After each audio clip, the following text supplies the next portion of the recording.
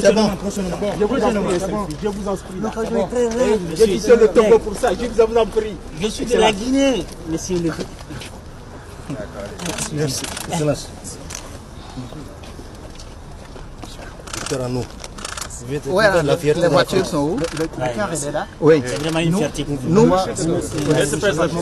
venons là vers nos voitures, ainsi que le président. Donc on va là. Si vous voulez, on va d'abord ramener le président.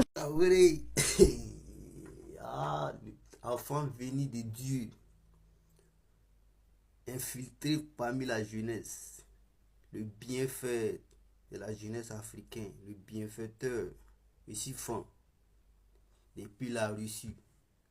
Ouais, ici. Partagez cette vidéo, les gars. Partagez, likez, ici fond. Ouais, la jeunesse africaine est fière de toi. C'est toi, le père de la jeunesse actuellement.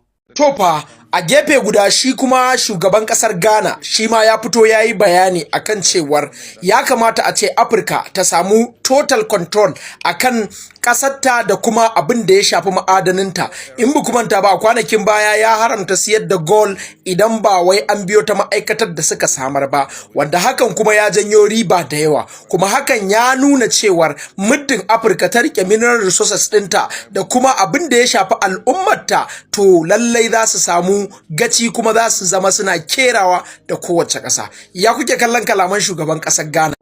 An haifi manzon Allah sallallahu alaihi wasallam 12 ga watan Rabiul Awwal a shekarar giwaye a ranar Litinin gabanin ketowar alfijir, wanda ya daidai da shekara ta 571 miladiyar Annabi Isa alaihi salatu wassalam. Ranar da aka haifi fiyayyen halitta, katangun Kisra sun girgiza kuma benaye guda 12 sun fado, da kuma dafewar kogin Damaraniya da mutuwar wutar Farisa wanda suke bauta mawa, wadda ta dauki shekara 1000 suna hura ta bata taba mutuwa ba, amma ranar da aka haifi manzon Allah sallallahu alaihi wasallam if wannan wuta ta mutu, da kuma samun tsaro daga sama domin hana aljanu sato maganganu daga sama. Akan manzon Allah sallallahu alaihi wasallam yana cikin yin dawafi da iyalan gidansa a ɗakin Ka'aba, sai ya ga bangwayen ɗakin Ka'aba mai girma guda 4 suna girgiza, sai ya ji ana yin hailala da kabbara, sai ya ji bangwayen Ka'aba guda 4 suna ma junansu sallama, suna cewa haƙiƙa manzon ubangijin talikai ya iso, ma'abocin girma da littafi mabayyana. Sai Abdulmutallib ya sauri ya iso gida, yana cikin tafiya sai ya ji ƙasa da abubuwan da ke kanta suna hailala da kabbar. Allahu Akbar. Sai Abdulmutallib ya ce,